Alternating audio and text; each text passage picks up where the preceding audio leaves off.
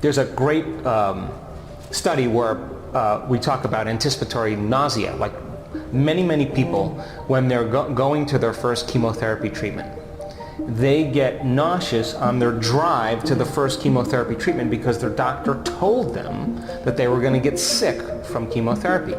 So on their way to the, treatment, they're thinking about getting nauseous, and they're accepting the idea that they could, and then in a matter of moments their body begins to create the chemistry to match the thought, and they begin to get nauseous.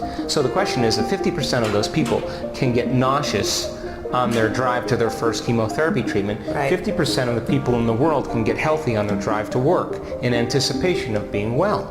We tell our staff at our clinic, if 50% of those people can get sick on their drive to their first chemotherapy treatment, 50% of our patients can get well on their drive, and because as they begin to think about what the treatment is going to do, they begin to make their own chemicals to match it. So which brings me to the second point, which is what we call expectation. So then expectation is really highly important, because when you start administering some type of placebo, what a person does is someone says, hey, this saline injection they don't say saline, they say this new drug is going to take away your Parkinson's, and the doctor's enthusiastic, and the patient begins to select the potential in the quantum field, a new reality, a new idea, a new future, and then they begin to emotionally embrace what it would feel like to be well.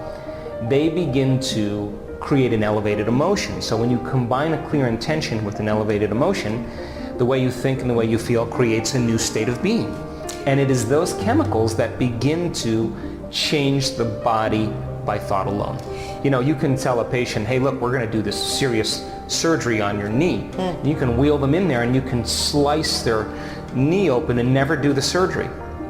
And this has happened more than once since Mosley's work, and it shows them that in 2 years, 6 years later, these men are running around with no knee pain, full range of motion. Well, how the heck did that happen? Wow. Well, they believed, accepted, and surrendered to the idea that the surgery would work. And the thought began to imprint into the autonomic nervous system, and it was the autonomic nervous system that healed the cartilage. They couldn't consciously heal the cartilage, but they selected the idea that they were better, they emotionally embraced it, and then they surrendered it to a greater mind, and it's exactly the formula for how the second mechanism works. So people who surrender really well tend to be the people who just have the most trust in the future. So the second point is expectation. Yes. And the third?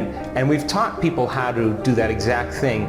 Number one, if we're going back to the first one, we've taught them how to condition their body to a new mind. We do that in our workshops. In the second scenario, we have them select the potential in the quantum field, emotionally embrace it, begin to teach their body emotionally what it's going to feel like ahead of the event. And then we allow them to surrender to a greater mind and to live as if their prayers are already answered. And it's that exact mechanism that begins to start the healing process. But the third thing is called assigning meaning. And when you assign meaning to something, you increase your intention. Here's a great experiment. They took a group of Latin American maids that worked in a hotel, and they followed them around in one day, and they saw them flipping mattresses and moving furniture and scrubbing, the walls of the bathroom and making beds and pushing carts. And the scientists realized that these women were actually exceeding the Surgeon General's requirement for exercise. Now, they didn't know that they were doing that, so they divided them into two groups. They allowed one to continue doing what they were doing mindlessly, and they selected the other group and they said, do you know the benefits of exercise? You're actually burning more calories than you're making. Now, all these women most of them were overweight. Exercise helps to reduce body fat. It helps to lower your heart rate. It will change your lean body mass. It'll increase your self-esteem. And they told them all the benefits of exercise. Well, in 1 month, without changing anything, those women lost weight. Their heart rate went down 10 points. Interesting. They had greater self-esteem. Their lean body mass ratio was better. Why? Because they put intention or they assigned meaning to what they were doing. So the more you know, the better results you get. So when a doctor says, we have this new drug and he's or she is enthusiastic about it, or a person begins to understand because they're participating in their therapy what they're doing and why. Participating in their therapy. They're taking responsibility. Then that's why we use so much scientific knowledge in our workshops, because we want people to understand what they're doing and why. So that there's nothing left to conjecture, nothing left to faith, nothing left to dogma. They know exactly what they're doing and when. So when you assign meaning to something, you increase the intention. It's when you then, the more you know, the better results you get. Your body is a protein-producing machine. Proteins are responsible for the structure of your body and the function of your body. And the expression of proteins really is the expression of life. And so, in order for every cell in your body except red blood cells to make a protein, a gene has to be regulated. So, genes are like Christmas tree lights. They're turning on and off all the time. When they turn on, or when they become regulated, they upregulate and they make a new protein. When they downregulate, they shut off and stop making that protein.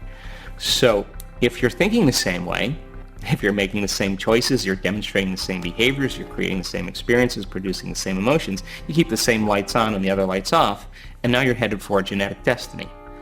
We found just in our research that when people really understand what they're doing from an internal process, that they could regulate and change their genetic expression, and that's exactly what happened. We had a lot of genes upregulated, but we had 9 very important genes, and one of them was the gene to suppress cancer growth.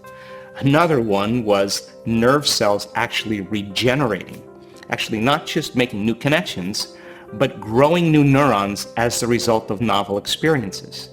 In addition to that, the gene that makes antioxidants, that creates youth and longevity, was activated. The gene for stem cells to become activated and migrate to an area of damaged tissue and regenerate it was activated as well. I now know that we can regulate genes, and when those genes become regulated, they make proteins that begin to heal the body. So it's not uncommon then. The reason I did the research was because we have a lot of students in our work that were diagnosed with cancer. And cancer, of course, then, every time a person hears the word cancer and they're given that diagnosis, the first emotion that they feel is fear.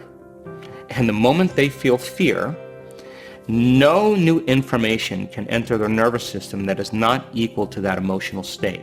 In other words, they'll only accept, believe, and surrender to the thoughts equal to that emotional state. So they get the diagnosis of fear, all of a sudden their body's altered internally, they're looking at the doctor, they're taking a snapshot of that moment, they're creating a long-term memory. Every time they think about what the doctor said, they're conditioning their body to become the mind of fear. They can, with all of their conscious mind, which is 5% of who we are, say, I'm going to be healthy, I'm going to be healthy, I'm going to be healthy, I'm going to be healthy, I'm going to be well, I'm well, I'm well. And that thought's going to stop right at the brainstem and never make it to the body because it's not in alignment with our emotional state.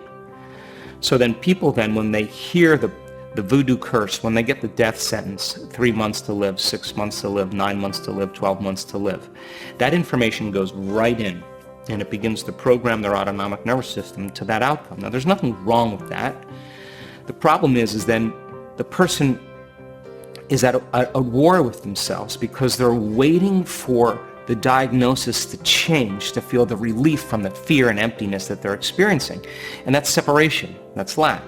What we now know is that change a person's emotional state and teach them how to regulate those states, not just for 5 minutes, and we have people that have mastered it, that can regulate heart coherence and elevated emotion for an hour. So think about this.